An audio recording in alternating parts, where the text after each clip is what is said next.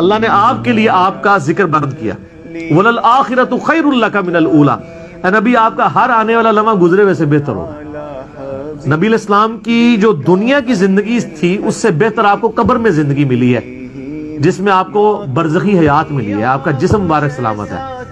ٹھیک ہے، جب آپ دنیا سے گئے تھے تو آپ کے بمشکل 1 لاکھ روحانی بچے تھے، آج 1.5 ارب روحانی بچے ہیں آپ کے انشاءاللہ. اور بخاری مسلم کی حدیث ہے کہ جنتیوں کا نصف میری امت سے ہوگا.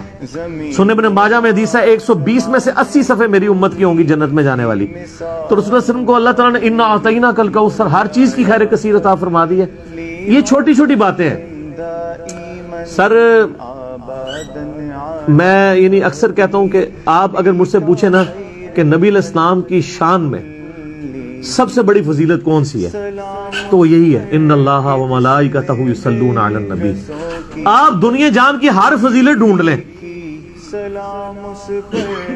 یہ اس پہ بھاری ہے کہ اللہ کا درود و سلام. ویسے تو قرآن میں مومنین کے لیے بھی آیا ہے کہ اللہ تعالیٰ مومنین کو پر درود و سلام بھیجتا ہے، لیکن اس کے ساتھ کچھ اور ذکر ہے تاکہ انہیں گمراہیوں کے اندھیروں سے نکال کے نور کی طرف لائے. وہ کسی اور فارم میں ہے.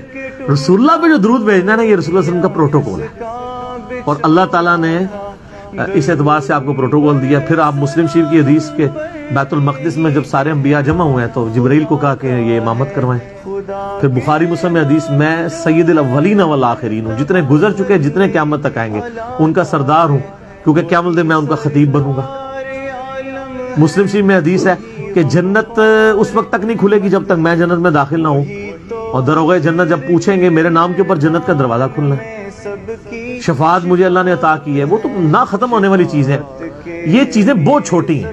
نبی علیہ السلام کی ذات ان چیزوں سے بہت بلند ہے. فرشتوں کو درود پڑھنے کی حاجت ضرور ہے، اپنے درجے کو بلند کرنے کے لیے رسول اللہ فرشتوں کے محتاج نہیں ہے. صلوات بر محمد و آل محمد اللہم صلی علی محمد و علی آل محمد. اللہ اور اس کے فرشتے اس پیغمبر صلی اللہ علیہ وآلہ وسلم پر درود بھیجتے ہیں. مومنو تم بھی ان پر درود بھیجو اور خوب سلام بھیجا کرو. جو لوگ اللہ اور اس کے پیغمبر صلی اللہ علیہ وآلہ وسلم کو اذیت پہنچاتے ہیں ان پر اللہ دنیا اور آخرت میں لعنت کرتا ہے، اور ان کے لیے اس نے ذلیل کرنے والا عذاب تیار کر رکھا ہے. میرا ایک معصومانہ سوال ہے. اللہ تعالیٰ نے انسانیت کی ہدایت کے لیے کتاب بھیجی اور قرآن میں 4 دفعہ سورہ القمر میں فرمایا وَلَقَدْ يَسَّرْنَا الْقُرْآنَ لِلذِّكْرِ فَهَلْ مِن مُدَّكِرٍ. قرآن نصیحت کے لیے آسان ہے. تفسیروں کی میں بات نہیں کر رہا ہوں، اور عام بندے کی ضرورت نصیحت کی ہے. کوئی سمجھنے والا ہے؟ کوئی نصیحت حاصل کرنے والا؟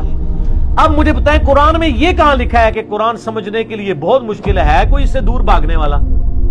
میرا ایک معصومانہ سوال ہے. آپ جب اپنے علماء کی کتابیں پبلک کو دیتے ہیں اس وقت کیوں نہیں کہتے کہ فضائل اعمال ڈائریکٹ نہ پڑھنا گمراہ ہو جاؤ گے، کسی عالم سے پڑھ لینا؟ فضائل سنت ڈائریکٹ نہ پڑھنا گمراہ ہو جاؤ گے، کسی عالم سے پڑھ لینا. 14 ستارے ڈائریکٹ نہ پڑھنا گمراہ ہو جاؤ گے، کسی عالم سے پڑھ لینا. الرحیق المختوم ڈائریکٹ نہ پڑھنا گمراہ ہو جاؤ گے، کسی عالم سے پڑھ لینا. تو یہ علماء اس طریقے سے نہ قرآن و سنت سے دور کرتے ہیں. یہ پتہ کیا کہنا چاہ رہے ہیں کہ اللہ کو تو بات سمجھانی نہیں آئی، باوجود اس کے کہ وہ 4 دفعہ کہہ رہے ہیں کہ قرآن نصیحت کے لیے آسان ہے، تب بھی وہ اتنا مشکل ہے کہ آپ پڑھ نہیں سکتے، ڈائریکٹ گمراہ ہو جائیں گے. کرو رسول اللہ کے قدموں تک پہنچو صلی اللہ علیہ وسلم. بزرگ بابوں کو چھوڑو، کسی نے آپ کے کام نہیں آنا. اگر نبی علیہ السلام نے قیامت الدین آپ کی شکایت لگا دی وقال الرسول یا ربی ان قوم اتخذوا هذا القرآن مہجورا، اے اللہ میری امت نے قرآن کو اس قوم نے پیٹھ کے پیچھے ڈال دیا تھا، تو آپ کی کون شفاعت کرے گا؟ آپ قیامت الدین نبی علیہ السلام کو یہ جواب دے سکتے ہیں کہ یا رسول اللہ میں نے آپ کی حدیثوں پہ اس لیے عمل نہیں کیا کہ فلاں بزرگ جو ہیں وہ کچھ اور کرتے تھے؟ تو سمپل سوال ہوگا یار تیرے تک قرآن اور حدیث اللہ نے پہنچائی تھی، تو نے اس پہ عمل کیوں نہیں کیا؟ تو نے بزرگ کا کلمہ پڑھا تھا یا میرا کلمہ پڑھا ہوا تھا؟ یہ بہت سینسٹیو ایشو ہے، اور یہ من کرنے سے مسئلہ نہیں حل ہونے. ہر بندے کو حسین بننا ہوگا، ایک انجینئر سے کچھ نہیں ہونا. ہر گلی سے ایک انجینئر نکلنا چاہیے جو سسٹم کو للکارے، لیکن اس للکارنے میں کنفنٹریشن، لڑائی جھگڑا یہ نہیں ہوگا، پازیٹیو. اچھا ان ظالموں سے پوچھیں، یہ ویسے تو بخاری مسلم کی حدیث بیان کر رہے ہوتے ہیں کہ قیامت دن نبی بھی کہہ رہے ہوں گے نفسی نفسی، تو شیخ عبدالقادر جیلانی کہہ رہے ہوں گے کہ میرے مرید اور ہی نفسی نفسی کر رہے ہونے. ان کا مرتبہ جو ہے وہ حضرت ابراہیم علیہ السلام، عیسیٰ علیہ السلام، موسیٰ علیہ السلام سے زیادہ ہے؟ یار مت ماری ہوئی ہے تو اللہ بندو، اپنی بھی عقل استعمال کرو. بزرگوں کے بارے میں کیا کانسیپٹ انہوں نے کیا ہوا ہے، اور وہاں نبیوں کے بارے میں کیا کانسیپٹ. یہ بڑا خطرناک معاملہ ہے. بخاری مسلم دونوں میں حدیث ہے، اے میری بیٹی فاطمہ، اس بات پہ نہ اکڑنا کہ تم اللہ کی نبی کی بیٹی ہو، اگر اللہ نے پکڑ لیا میں تمہارے کچھ کام نہیں. اب اور آپ کو کس طریقے سے یقین نبی علیہ السلام دلائیں تو اب آپ مانیں گے کہ کوئی کسی کی وجہ سے کوئی دھونس کے ساتھ کسی کو جنت میں نہیں لے کے جا سکتا. شیخ عبد القادر جیلانی یا کسی بزرگ بابے کا مرتبہ جس کو آپ سمجھتے ہیں حضرت فاطمہ کے برابر ہو سکتا ہے؟ حضرت فاطمہ کی جوتیوں کے برابر بھی نہیں ہو سکتا. تو آپ دیکھ لیں کتنے بڑے بڑے انہوں نے لوگوں نے دعوے کیے اپنے بزرگ بابوں کے بارے میں. جھوٹ ہے، 100% جھوٹ ہے. ربیع الاول شریف کا مہینہ شروع ہو چکا ہے 1442 ہجری، اکتوبر 2020 میں. اب آپ دیکھیں یہ ہمارے ادھر چوک کے اندر وہ بڑا بینر لگ گیا ہے، نثار تیری چہل پہل پہ ہزاروں عیدیں ربیع الاول، سوائے ابلیس کے جہاں میں سبھی تو خوشیاں منا رہے ہیں. تو وہ ابلیس کس کو کہہ رہے ہیں؟ جو ان کے طریقے پہ نہیں منا رہا. ان سے پوچھے یہ آپ کا طریقہ کب شروع ہے؟ تو وہ اعلیٰ حضرت ہی بتاتے ہیں کہ رسول اللہ کی وفات کے 800 سال بعد نبی علیہ السلام کا تو طریقہ یہ تھا جو صحیح مسلم میں ہے کہ آپ پیر کا روزہ رکھا کرتے تھے. پوچھا گیا کیوں رکھتے ہیں؟ فرمایا فیہ ولدت وفیہ انزل علیہ، اس دن میں پیدا ہوا، اس دن مجھ پہ پہلی وحی نازل ہوئی. اور یہ پوری دنیا کا راشن اکٹھا کر کے کھا رہے ہوتے ہیں روزے کی بجائے، اور اس کو نام دیا ہوتا ہے انہوں نے عید کا. اور پھر جب پوچھے کہتے ہیں عید والے دن تے تمہیں پتہ روزہ نہیں ہوتا، تو اے تسی منو پہ دس دیو، میں تو تمہیں نبی علیہ السلام کا فرمان دسدا پیا ہاں کہ آپ نے اپنی خوشی جڑی ہے قرآن کی خوشی اور اپنی پیدائش کی خوشی، فیہ ولدت وفیہ انزل علیہ، اس دن میں پیدا ہوا، اس دن مجھ پہ پہلی وحی نازل ہوئی. جشن قرآن اور جشن میلاد تو رسول اللہ نے صلی اللہ علیہ وآلہ وسلم روزہ رکھ کے منایا، اور آپ جو ہے وہ راشن کے ذریعے مناتے ہیں، اور وہ بھی لوگوں سے ہتھیا کے. ادھر تو آپ کو آئیڈیا نہیں ہے، پنڈی میں آپ چلے جائیں گاڑی کے آگے آپ کے آگے کھڑے ہو جاتے ہیں، جب تک آپ کچھ نہ دیں وہ آپ کی گاڑی کو آگے نہیں جانے دیتے. یہ نبی علیہ السلام نے اپنے صحابہ کی یہ تربیت کی تھی کہ اس طریقے سے میلاد منانا ہے. ابھی انہوں نے دین کے طور پہ اڈاپٹ کیا ہوا ہے، اور پھر کہتے ہیں دیکھیں نا جی 2 گھر ہیں، ایک کے اندر میلاد ہو رہا ہے کہ نہیں ہو رہا، تو ظاہر ہے کہ جو کر رہا ہے اسی کو خوشی ہے، جو نہیں کر رہا اس کو نہیں خوشی. تو سر پھر اس کی ہم نے دعائی ان کو دی ہے نا کہ سر ربیع الاول میں تو یہی کیس ہے، لیکن ربیع الاول سے 2 مہینے پہلے محرم بھی گزرا ہے. 2 گھر تھے، ایک گھر کے اندر ماتم ہو رہا تھا اور آہو بکا تھا، نوحہ ہو رہا تھا، دوسرے گھر کے اندر جو ہے وہ ٹی وی بھی چل رہا تھا. یہ والا گھر شیعہ کا تھا، یہ بریلویوں کا تھا. تو آپ بتاؤ کہ محبت اہل بیت کس میں ہے؟ جس گھر میں نوحہ ہو رہا ہے اور لوگ رو رہے ہیں حضرت حسین علیہ السلام کو یاد کر کے، یا اس گھر میں کہ جہاں پہ نہ کوئی نوحہ ہے، تو کیا کہیں گے کہ جی اس طرح کے طریقے سے تو نہیں محرم بنانا ہوتا نا، تو اس طرح کے طریقے پہ میلاد بھی نہیں منانا ہوتا. آپ ویسے کنٹرول انوائرمنٹ میں پروگرام کریں، محرم میں بھی کریں، میلاد میں بھی کریں، جلسے کریں، سیرت کے اوپر، سورت کے اوپر، میلاد کے اوپر ہم بھی کرتے ہیں پروگرام. لیکن یہ جو آپ نے باقی ایکٹیویٹیز پھر اس کو دنیاوی برتھ ڈے کے ساتھ ریلیٹ کر کے، اور یہ ساری کی ساری ایکٹیویٹیز اسی طریقے سے 11ویں شروع کی ہوئی. ابھی تو 11ویں کا مہینہ آنا ہے، اگلا مہینہ جو ہے وہ 11ویں کا آ جانا ہے. اس کے بعد پھر مہینہ آ جاتا ہے جناب معراج النبی کا.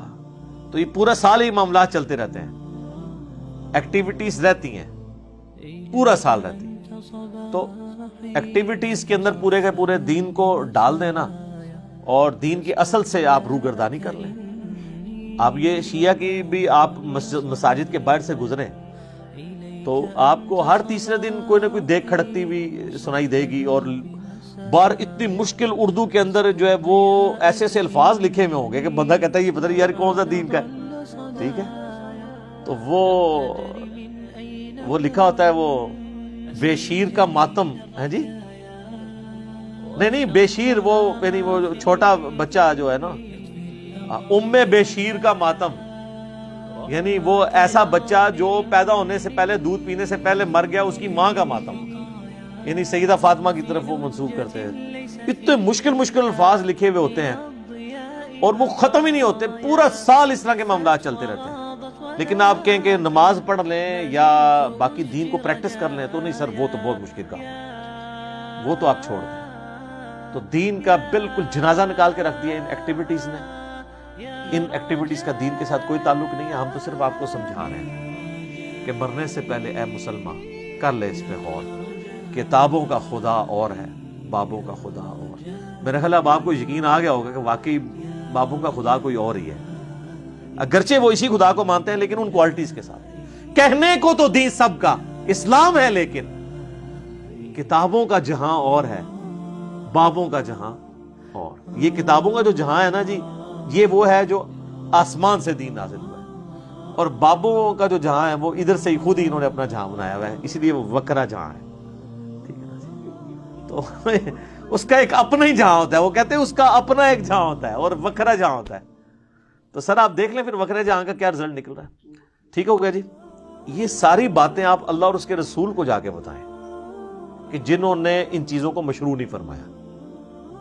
ورنہ تو ہم کہیں گے کہ بخاری اور مسلم میں حدیث ہے کہ اذان کی آواز سن کے شیطان جو ہے بھاگ جاتا ہے. تو کیا تکلیف ہے کہ عیدین کی اذانیں نہ دی جائیں؟ کہ بعض لوگوں نے تو پڑھنی صرف عید کی نماز ہوتی ہے، تو کیا خیال ہے شروع نہ کروا دیں اذان، شیطان کو بھی بگائیں؟ تو ہمیں کیا کہا جائے گا کہ رسول اللہ نے نہیں دی، ثابت نہیں. وہ ثابت کو چھوڑو یار، حلال کام ہے کیوں نہ کریں؟ پھر آپ کو ہمارے والی ڈیفینیشن ماننی پڑے. جنازے کی اذان کیوں نہ دیں؟ اچھا اس میں انہوں نے ایک ایکسکیوز نکالا، جی جنازے کی اذان جو ہے نا جی، وہ جب بچہ پیدا ہوتا ہے نا، جو اذان دی جاتی ہے نا وہ اس وقت ہو جاتی ہے. کولو ہی گل بنا لی نے، کہانی بنائی ہوئی ہے. ٹھیک ہے جی. تو جتنی مرضی کہانیاں بنائیں، کہانیاں بناتے جائیں. اس طرح کی ایکٹیویٹیز کو نبی علیہ السلام نے ایک جملے سے ہی ختم کر دیا. صحیح مسلم میں حدیث ہے 2005، امام باقر علیہ السلام جو امام زین العابدین کے بیٹے ہیں اور مولا حسین کے پوتے ہیں، انہوں نے روایت کیا جابر بن عبداللہ سے، اور امام باقر سے ان کا بیٹا امام جعفر روایت کرتے ہیں. 2005 نمبر حدیث کے نبی علیہ السلام جب کبھی بھی خطبہ دیتے تو فرماتے اما بعد فإن خیر الحدیث کتاب اللہ وخیر الہدی ہدی محمد صلی اللہ علیہ وآلہ وسلم وشر الامور محدثاتها وکل محدثۃ بدعہ وکل بدعۃ ضلالہ وکل ضلالۃ فی النار. آگاہ ہو جاؤ، سب سے بہترین کلام اللہ کی کتاب ہے، سب سے ہدایت یافتہ راستہ محمد صلی اللہ علیہ وآلہ وسلم کا ہے. بدترین کام وہ ہیں دین میں جو خود سے داخل کیے جائیں، اس طرح کے تمام کام بدعتیں ہیں، تمام بدعتیں گمراہیاں ہیں، اور تمام گمراہیاں جہنم میں لے جانے والی ہیں. اللہم اجرنا من النار، آمین. تو جب آپ نے فرما دیا کہ ہدایت یافتہ راستہ میرا ہے، کل کو کوئی شخص جو ہے مغرب کے 3 کے بجائے 4 فرض پڑھے اور کہ جی میں نے زیادہ ہی پڑھے، اس میں کون سا غلط کام کیا؟ نہیں. نبی علیہ السلام کے بتائے ہوئے میں آپ نے خود سے چیزیں نہیں ایڈ کرنی. بخاری اور مسلم دونوں میں حدیث ہے من احدث فی امرنا ھذا، جس نے ہمارے تعلیم کی ہوئی دین میں کوئی چیز داخل کی فہو رد، تو مردود ہے. ہاں دین اصل اپنی جگہ پہ موجود رہے، آپ اس کو فیسیلیٹیٹ کریں تو آپ کو ثواب ملے گا. وہ صحیح مسلم میں حدیث ہے جس نے دین میں اسلام میں اچھا طریقہ جاری کیا، جتنے لوگ عمل کریں گے اس کا ثواب اسے ملے گا، اور جس نے عمل کیا اس کے ثواب میں بھی کمی نہیں ہوگی، اور جس نے جاری کیا تھا اس کو سب کا کمبائنڈ ثواب ملے گا، اور جس نے برا طریقہ جاری کیا تمام کا وبال اس پہ ہوگا، اور وہ جو خود کر رہے ہوں گے ان کے وبال میں بھی کمی نہیں ہوگی. اس میں الفاظ ہے سنتن حسنتن، یا حالت رفع میں پڑھے سنتن حسنتن اور سنتن سیئتن، اچھا طریقہ اور برا طریقہ، اچھی بدعت اور بری بدعت نہیں. اور یہ حدیث بھی آدھی بیان کرتے ہیں. یہ پوری حدیث تو یہ ہے، نبی علیہ السلام کے پاس کچھ نیو مسلم ہیں، وہ بڑے غریب تھے، آپ کے چہرے مبارک پہ آثار آ گئے پریشانی کے، اور آپ نے نماز پڑھنے کے بعد مسجد میں خطبہ دیا اور لوگوں کو ترغیب دلائی کہ اللہ کی راہ میں خرچ کرو. تو ایک صحابی گھر گئے، وہ اپنے گھر کا کافی سارا سامان لپیٹ کے ایک بہت بڑے تھیلے میں ڈال کے، جو صحابہ کہتے ہیں بڑی مشکل سے وہ گھسیٹتا ہوا مسجد میں آ کے سین میں رکھا. اس کو دیکھا دیکھی لوگ باقی بھی لے آئے، اور حضور علیہ السلام کا چہرہ مبارک خوشی سے دمک اٹھا جیسا کہ سونا چمک رہا ہوتا ہے. اور پھر آپ فرمایا جس نے اسلام میں اچھا طریقہ جاری کیا. جیسے میں کہتا ہوں امام بخاری امام مسلم نے ایک اچھا طریقہ جاری کیا ہے حدیث کی کتابیں لکھ کے. حدیث کے قرآن کی آیات کے سافٹ ویئر یہ اچھا طریقہ ہے، الیکٹرانک کاؤنٹر ایک اچھا طریقہ ہے، ہوائی جہاز پہ حج کرنا یہ اچھا طریقہ ہے، مسجد میں قالین بچھانا، ایئر کنڈیشن لگانا یہ اچھا طریقہ ہے. کوئی یہ تو نہیں کہتا کہ سامنے اس ایئر کنڈیشن کے اور اوپر اس قالین کے اور نیچے اس پنکھے کے منہ طرف خانہ کعبہ شریف، اگر عثمان سے بھی نیت کرتا ہے. تو یہ دین کو سپورٹیو طریقے ہیں. اس طریقے سے دین کو سپورٹیو طریقہ یہ ہو سکتا ہے کہ آپ قبرستان اگر دور ہے تو کسی بڑی گاڑی میں رکھ کے میت کو لے جائیں, اچھا طریقہ ہے. وہاں پہ اچھا ویل مینجڈ قبرستان ہو, یہ اچھا طریقہ ہے. لیکن وہاں آپ نے جو کچھ پڑھنا ہے وہ وہی پڑھنا ہے جو نبی الاسلام نے تعلیم فرمایا. ٹھیک ہے. اس طریقے سے قبر کھودنے کے لیے لیٹسٹ انسٹرومنٹ کو یوز کرنا وہ ٹھیک ہے, لیکن قبر ہی کھودنی ہے آپ نے, مردے کو آگ نہیں لگانی, وہ سنت نہیں آپ نے بدلنی. تو اچھا طریقہ اور چیز ہے, اچھی بدعت اور چیز ہے. باقی یہ جو سہارا لیتے ہیں نا صحیح بخاری سے کہ حضرت عمر نے تراویح کی جماعت کے لیے کہا تھا نعم البدعۃ ھذہ, یہ کتنی اچھی بدعت ہے. ہم ایک معصومانہ سوال کرتے ہیں کہ حضرت عمر نے جو تراویح کی جماعت شروع کروائی ہے, کیا اس کی اصل دین میں موجود نہیں تھی؟ بخاری مسلم میں الفاظ ہے کہ 3 دن آپ نے خود پڑھی, چوتھے دن آپ نے منع فرمایا کہ مجھے خدشہ ہے تم پہ فرض نہ ہو جائے. تو اس کی اصل تو حضور نے خود کی ہوئی تھی, جاری اس لیے نہیں فرمائی کہ فرض نہ ہو جائے. حضرت عمر نے اپنے دور میں یہ چیز سوچی کہ بھائی حضور کو پسند تھی, لیکن وجہ یہ تھی کہ کہیں امت میں فرض نہ ہو جائے, اب تو وہی نازل نہیں ہونی. تو انہوں نے اس کو ابلیگیٹری نہیں کیا, بلکہ وہ مسجد میں آئے تو دیکھا لوگ ٹولیوں میں جماعت کرا رہے ہیں, تو ایک امام کے پیچھے ان کو جمع کیا اور کہا نعم البدعۃ ھذہ. یہاں پہ بدعت وہ لغت کے معنوں میں ہے, اصطلاحی بدعت نہیں ہے. اور دیکھ لیں انہوں نے ایک مردہ سنت کو اس طریقے سے زندہ کیا, لیکن چونکہ حضور نے اس کو جاری نہیں کیا تھا, امت نے اس کو ایکسپٹ نہیں کیا. آج کسی کی جرت نہیں ہے وہ کہہ دے کہ تراویح جو ہے اس کی جماعت فرض ہے. الٹا صحیح بخاری میں موجود ہے کہ حضرت عمر نے خود نہیں پڑھی, آپ نے ادھر ورڈکٹ دی کہ سب سے بہتر مرد کی نماز وہ ہے جو رات کے آخری پہر میں گھر میں اٹھ کے پڑھتا ہے. تو آپ اس جماعت سے بہتر تو گھر والی تراویح کو قرار دے رہے تھے قیام اللیل کو. حضرت عمر نے تو اس میں الفاظ نہیں کہ آپ نے خود پڑھی ہو, بلکہ وہ گھر سے وزٹ کیا واپس چلے گئے. تو دیکھ لیں خلفائے راشدین بھی اگر کسی مردہ سنت کو زندہ کرتے ہیں نا, دین کا حصہ نہیں اسے بنوا سکتے. وہ دین وہ ہے جو آسمانوں سے نازل ہوا ہے, دین اس زمین کی چیز ہی نہیں سر. زمین پہ سپورٹ اس کو ضرور دی جا سکتی ہے, دین بنایا نہیں جا سکتا. حتیٰ کہ وقت کا پیغمبر بھی دین کا موجد نہیں ہوتا, اس کو وحی کے ذریعے بتایا جاتا ہے, یا اگر کہیں پہ وہ اجتہاد کرتا ہے تو وحی کے ذریعے اسے انڈورس کر دیا جاتا ہے. بعد میں تو کوئی شخص جناب یہ دعویٰ ہی نہیں کر سکتا کہ اب میں جو کچھ جاری کر رہا ہوں تو وہ دین کا حصہ بن جائے گا. بہرحال یہ بدعت ایک ڈیفیکلٹ ٹاپک ہے, اس میں اہل حدیث بھی بہت ایکسٹریم پہ چلے گئے ہیں اور اس کی وجہ سے ان کو پھر بھگتنا پڑ رہا ہے کہ جو شخص مر جائے, مرنے کے بعد آپ نے اس کے لیے نماز جنازہ پڑھنی ہے, یہ اس کے لیے نفع ہے اصالہ ثواب کی فارم میں. اس کے بعد اس کی قبر پہ جا کے دعا کرنی ہے, اس کے بعد جب کبھی بھی قبرستان جانا ہے آپ نے دعا کرنی ہے. اس کے علاوہ آپ گھر بیٹھے ہوئے بھی نماز پڑھتے ہوئے بھی تشہد میں اس کے لیے دعا کرنی ہے آپ نے, یہ دعا ہے. اور یا پھر دوسرا نفع ہے کہ آپ اس کو صدقہ اور خیرات کر کے اللہ کی راہ میں خرچ کر کے اس تک نفع پہنچا سکتے ہیں. یہ 2 ذریعے ہیں جو آپ کی طرف سے اس تک پہنچ سکتے ہیں. باقی یہ قرآن پڑھ کے بخشنا اور اس طریقے سے پہنچانا, اس کی کوئی اصل موجود نہیں ہے. اولاد جو کچھ نیک امال کر رہی ہے, چاہے قرآن پڑھ رہی ہے یا نیک امال نماز کی شکل میں کر رہی ہے, حج کی شکل میں, وہ آٹومیٹکلی ماں باپ کو ثواب مل جاتا ہے, اس کے لیے بخشنا ضروری نہیں ہوتا. تو اس حوالے سے میں سمجھتا ہوں کہ اہل حدیث مکتبہ فکر کا جو موقف ہے اصالہ ثواب کے حوالے سے وہ بہت مضبوط ہے کہ یہ ساری کی ساری ایکٹیویٹیز دین میں جو خود سے داخل کی گئی ہیں اسے کنڈیم کیا جائے.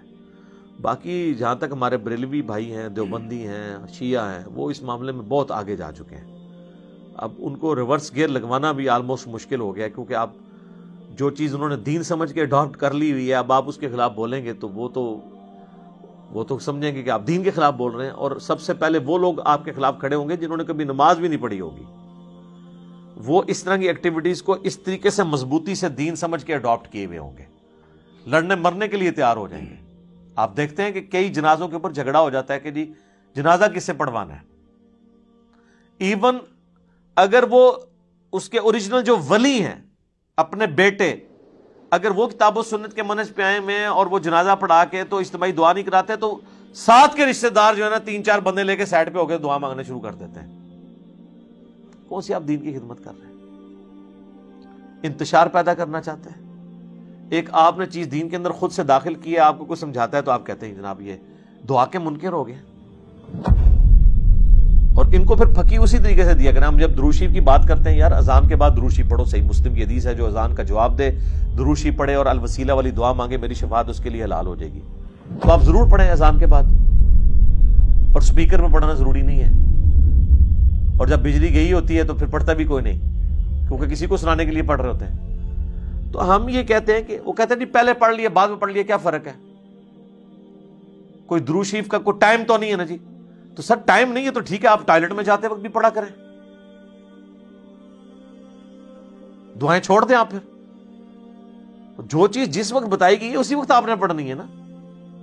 بخاری و مسلم دونوں میں حدیث ہے, ایک صحابی کو نبی علیہ السلام نے دعا سکھائی وضو کے بعد, اس میں الفاظ تھے بی نبیک الذی ارسلتا, میں ایمان لایا اس پر جو تیرے نبی کے ساتھ نازل ہوا. اس نے جب دعا ریپیٹ کی نا تو پڑھ دیا بی رسولک الذی ارسلتا, میں ایمان لایا اس پر جو تیرے رسول کے ساتھ نازل ہوا. بہتر الفاظ ہیں. نبی تو تمام انبیاء ہیں, رسول تو صرف 315 ہیں 1,24,000 میں سے کم و بیش. تو نبی علیہ السلام فرمایا تم نے میرے الفاظ کیوں چینج کیے, تم وہی پڑھو جو میں نے سکھایا. اس نے نہیں آگے سے آرگومنٹ کیا کہ یا رسول اللہ یہ تو بہتر الفاظ ہیں. ان کو پتا تھا کہ نبی علیہ السلام کے الفاظ نہیں چینج کرنے. جامعہ ترمذی میں حدیث ہے, ایک شخص کو چھینک آئی, اس نے کہا الحمدللہ والسلام علی رسول اللہ. تو عبداللہ بن عمر نے کہا میں بھی قائل ہوں الحمدللہ والسلام علی رسول اللہ کہنے کا, لیکن اس موقع پہ نہیں. ویسے تم پڑھو رسول اللہ پر سلام. چھینک پر نبی علیہ السلام نے ہمیں صرف سکھایا الحمدللہ یا الحمدللہ علی کل حال. یہ ساتھ درود شریف نہ جوڑو. آج کے دور میں عبداللہ بن عمر ہوتے تو یہ 295C لگواتے اور کہتے کہ جی آپ نے تو درود کے منکر ہیں, آپ کے دل میں بغض ہے درود کا, بغض ہے درود کا. کیونکہ ان کو جب تک آپ انہی کی مثالیں نہیں دیں گے نا ان کو باتیں سمجھ نہیں آئیں گی کہ جو اصول اور مبادی انہوں نے خود کھڑے کیے ہوئے نا وہی ان کے خلاف جاتے ہیں. اللہ تعالیٰ سے دعا ہے جو حق بات میں نے کہی اللہ تعالیٰ ہمارے دلوں میں راسخ فرمائے. اگر جس بات میں میرے منہ سے غلط بات نکل گئی اللہ تعالیٰ ہمارے دلوں سے معاف کر دے اور ہمیں معاف بھی فرما دے. ہمیں کتاب و سنت کی تعلیمات پر عمل کر کے دوسرے بھائیوں تک پہنچانے کی توفیق عطا فرمائے. سبحانک اللہم و بحمدک اشہد ان لا الہ الا انت استغفرک و اتوب الیک وما علینا الا البلاغ المبین. جزاکم اللہ خیرا.